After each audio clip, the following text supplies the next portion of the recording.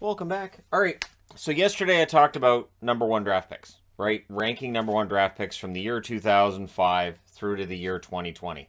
I'm going to do the same with number two draft picks. Now, one thing that got mentioned back in 2017, the first time I did this, was people said there is a significant drop as soon as you start going down through the draft. So this is number two, and once you get down to 7, 8, that kind, it is a big drop. And so it is important to have those earlier draft picks, although there are steals to be had later in the draft. And that number one draft pick is not always the best player in the draft, but in many cases, the number one draft pick is the best player in the draft. And I'll do a video on that soon, promise, because that's a question that's been asked. Like, how often is it that the number one draft pick isn't necessarily the best player? Well, it does happen. We talked about Nail Yakupov yesterday occupying this bottom spot, and I didn't see anybody arguing with me on that. So, this one today is going to be a little bit different. We'll start off with number 16 from 2017. I feel bad about this. To be honest, I do. I feel bad about this one because Nolan Patrick, it's injuries that have been his undoing. He's starting this season for the Vegas Golden Knights on the long-term injured reserve. That's the word. And for Nolan Patrick, it's just been one injury after another. It's been just forever that he's been out, and it has submarined what was a promising career coming out of juniors. And so, yeah, it's too bad. I mean, he was drafted 5 years ago in Philly, moved on, and he's in Vegas, and again, on LTIR. So Nolan Patrick ends up 16th on the board. Number 15 from 2012. So same year as Yakupov. Ryan Murray. So Ryan Murray, good defenseman. Yes, at times he's been a very effective top four defenseman, but does he get injured a lot? Also, yes. Has he had, significant struggles here and there as well? That would also be a yes for me as well. So, yeah, Ryan Murray ends up 15th on the board. And I feel bad because I know the 2012 draft is going to be occupying this area of the board each time I do one of these videos. So, that's just reality. Number 14 from the LA Kings. 2020 pick. So, is this fair? No. But to this point, Quinton Byfield, I would take at 14. I don't feel like he's done enough that I would take him higher than 14th. This is one that 3 years from now, I would expect him to be a lot higher in a video that I would do of this nature. I think that for Byfield, it's just taking him a little longer to acclimate himself to the NHL. I'm not overly worried. I'm not using, he's a bust, he's a bust. It's only been 2 years since he was drafted. We can pump the brakes on that a bit. But for the purposes of this video, I can't have him higher than 14th, which brings me to, from the New York Rangers, 2019 pick.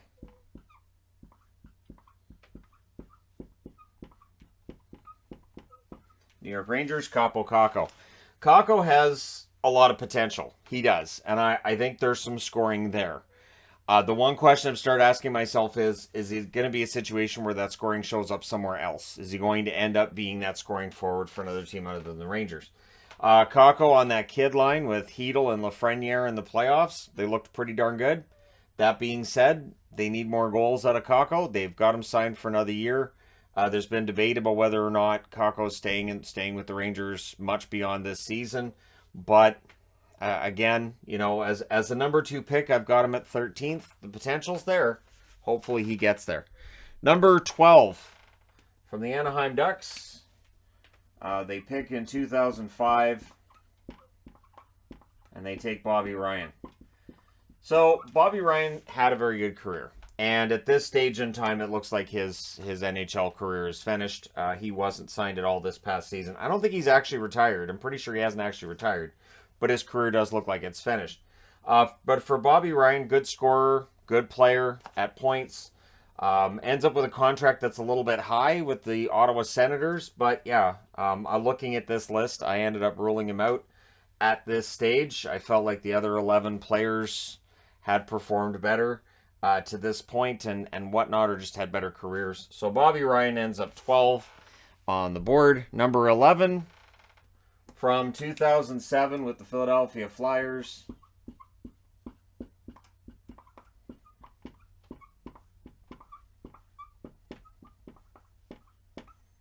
James Van Riemsdyk. James Van Riemsdyk, good goal scorer. Even this past year for Philadelphia, which wasn't a great year for most of the Flyers, Van Riemsdyk still can put the puck in the net. The goal scoring's still there. The foot speed, the other parts of the game, he might struggle a little bit here and there, but the goal scoring's there. So for Van Riemsdyk, I don't know how much more he's going to play, like how many more seasons. But putting Van Riemsdyk ahead of Bobby Ryan, I debated it a bit in my mind. And then I thought, nah, I'll put Van Riemsdyk ahead of Bobby Ryan just that little bit. And so there you go. Number 10 from 2006. So this is an interesting one. So I'll put the name up here first. So Pittsburgh Penguins showed up on the board yesterday. They're on the board today. From 2006, the number 2 draft pick is Jordan Staal. Excellent checking forward who's been a third-line center. He's been a second-line center, sometimes a first-line center in his career as well. I think he's best suited as a 2 or 3 center. But for Jordan Staal, so that's 2006, 2007, 2005, and then you've got 2019, 2020, 2017. So this side of the board is almost entirely populated with 05, 06, 07, and then recent seasons. And then you got Ryan Murray kind of stuck there near the bottom too.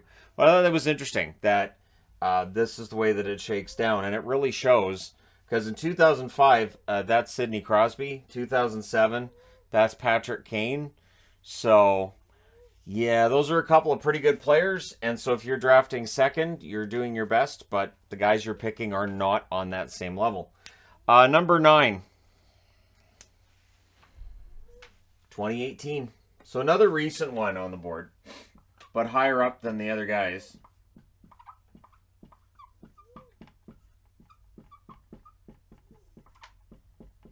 Andrei Svechnikov. And just for note, if you hear a cat snoring, that's Pixel. Pixel's in here snoring in the window. So Andrei Svechnikov, number 9. 2018 draft pick. I think Svechnikov at some point in time in his career has to get a 40-goal season. I wouldn't even be all that surprised if he has a 50-goal season at some point. His score, he's just so gifted.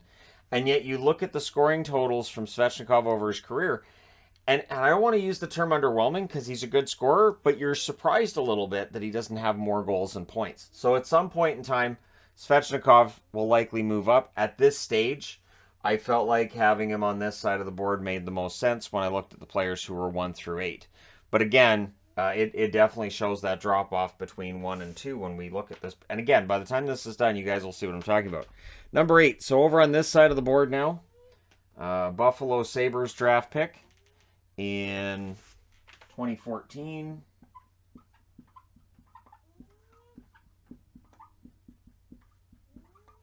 Sam Reinhart. Sam Reinhart might have had the best season of his career this year with the Florida Panthers. He may very well have had the best year of his career.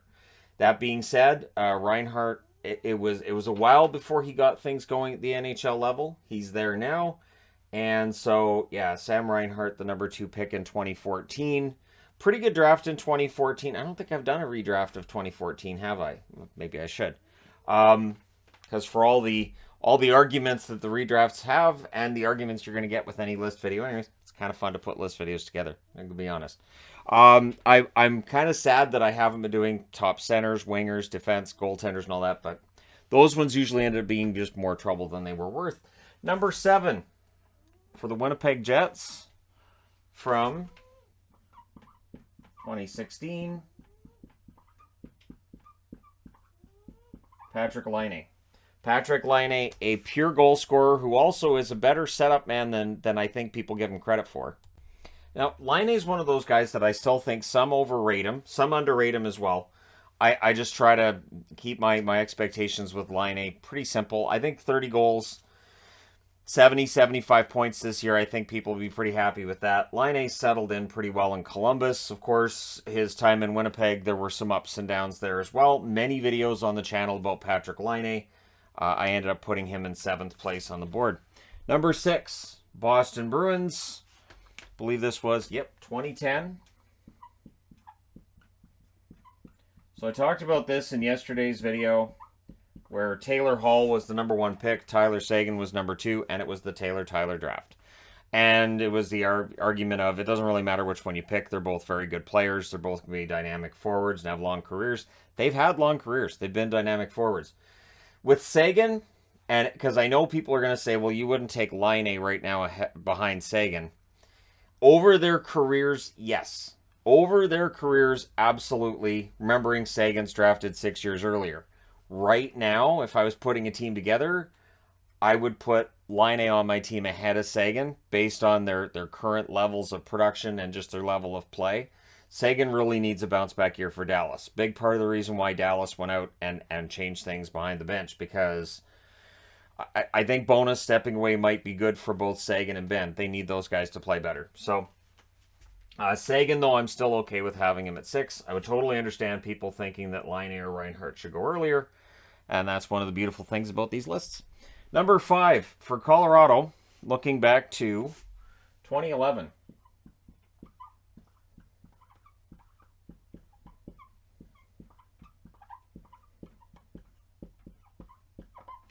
Gabriel Landeskog. Landeskog has quietly been one of the better forwards in the league for the last, 3-4 years. And I say quietly because when you play on a line with Rantanen and McKinnon, I think it's easy to be seen as kind of the third guy and just kind of the throw-in. Gabriel Landeskog is a legit star in his own right. I like him a lot. I think that one thing about with the channel growing and me being able to watch as much hockey as I do, I've grown to appreciate certain players more, and Landeskog's one of those guys. So having him at 5, because it's not always about points. I've noticed that when I do list videos, people are like, well, wait, this guy gets more points than that guy, so he's better. It's not necessarily the case, and that's not necessarily the case for general managers or coaches either. The guy who gets you points is great, but the guy who can go out there and shut things down, the guy who can go out there and do the physical game, the guy who shows real leadership skills, all of these things matter. So the points are great, but they're only part of the story. And I think with Landeskog, you get the points and you get the leadership and a lot of the other intangibles too. So I like Landeskog quite a bit. Number 4, Buffalo's on the board again. A lot of Buffalo. 2015. So 2014, 2015 was the Buffalo Sabres basically trying everything they could to finish last so they could draft McDavid. They don't win the draft lottery, so they get Jack Eichel at 2 rather than getting McDavid at 1. Eichel, excellent career. And I say this, and I know there's going to be people saying, well, Eichel doesn't belong there. Look at the year he just had in Vegas. Coming back off of a surgery that no NHL player had ever had before him, I'm willing to look at this past season in Vegas and say, you know what? He'll get better this year. Now, if he doesn't, yeah, then when I revisit this, say 2-3 years down the road, Eichel takes a nosedive. But he needs to bounce back. He knows he needs to bounce back. Vegas knows also that they need to do whatever they can to help him bounce back. They bring in Bruce Cassidy as coach. Cassidy's very good at getting offense out of his players, and I think it should be a good marriage between him and Eichel. It has to be. For Vegas to get back into the playoffs, they need Eichel to bounce back. Buffalo did very well in that trade with Vegas. So now it's up to Vegas to show they didn't get fleeced in that deal. And in order for that to happen, Eichel needs to get back to where he was in Buffalo. So where he was in Buffalo, and as dominant as he was, is why he is where he is. He'd be threatening to be 3rd on this list if he was still that dominant forward he showed he could be in Buffalo. But 3rd place on the board from 2008.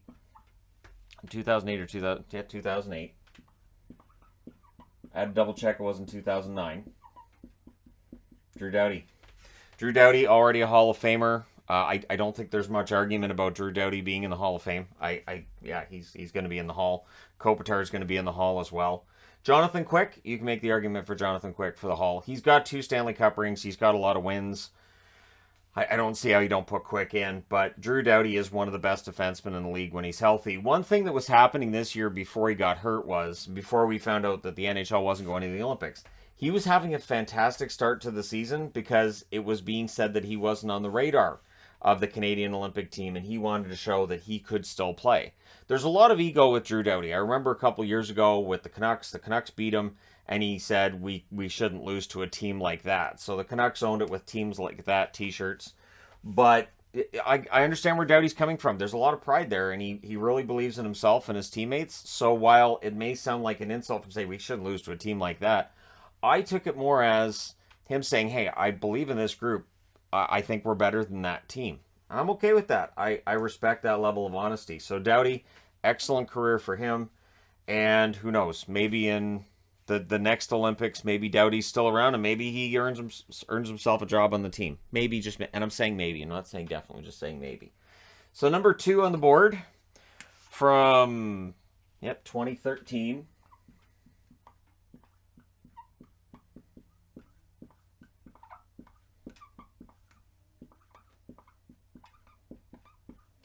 Aleksander Barkov.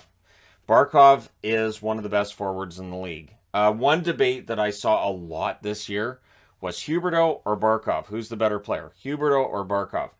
For me, and I love Huberdeau's game, I agree that he was underrated until this past season, but Barkov to me is the better forward. He plays at both ends of the ice. He plays down the middle. He can go beast mode like very few in the league. He's absolutely phenomenal. There was definitely debate for me personally, I'd say 3 years ago, between Barkov and Eichel and which one was better at. And when I say beast mode, I mean basically they get the puck and they just play keep away. Nobody can take the puck off their stick. They know how to protect the puck. And you watch as 5 guys on the ice, just watch him skate around deciding what he's going to do. Take the shot, make the pass, maybe come out, get a line change, go right back in. And Barkov's one of those guys who can do that, get that puck on a string. And it is very impressive when guys are able to do that as easily as they do. So that, again, coming back to Eichel, is something I did not see with Eichel a lot in Vegas, telling me he was not necessarily exactly 100%, or maybe it's just taking him some time with new teammates. So Barkov, I have at number 2, and he's a huge reason why Florida is as darn good as they are right now. Number 1, and I don't think there's going to be too much argument on this one. I don't think there's going to be a lot of argument on this one, at least not for me.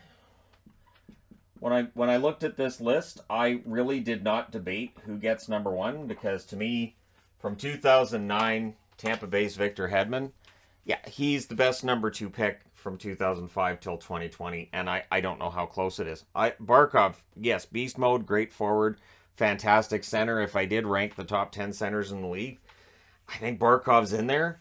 But yeah, Hedman, still for my money, and I say this because, in the way I'm saying it, because Cale Makar has probably surpassed him on some lists. But for me, Victor Hedman, if I was, taking one defenseman for a team starting from scratch, it would not be as clear-cut. I might still take Makar, but it might take me a lot of time. Whatever's left of my hair might fall out, turn gray before it falls out, because, yeah, picking between Hedman and Makar, good luck. As good as Hedman and Makar are, it's so tough to pick between the two. Thankfully, in this case, they're not on the same list. Cale Makar was drafted 4th, so you guys won't see him until I get to the number 4 draft picks, which will be a couple of days from now. There you go. Victor Hedman's number 1. Down at number 16 is Nolan Patrick from 2017. As you see, I picked a Kings jersey because you got Doughty here, you got Byfield here, and I do believe Byfield's going to get better. That being said, let me know your thoughts in the comment section below. As always, don't forget to hit like and subscribe if you're browsing your way through, you just happened upon this video. Thank you guys so much for watching, for all your support. I will talk to you again soon.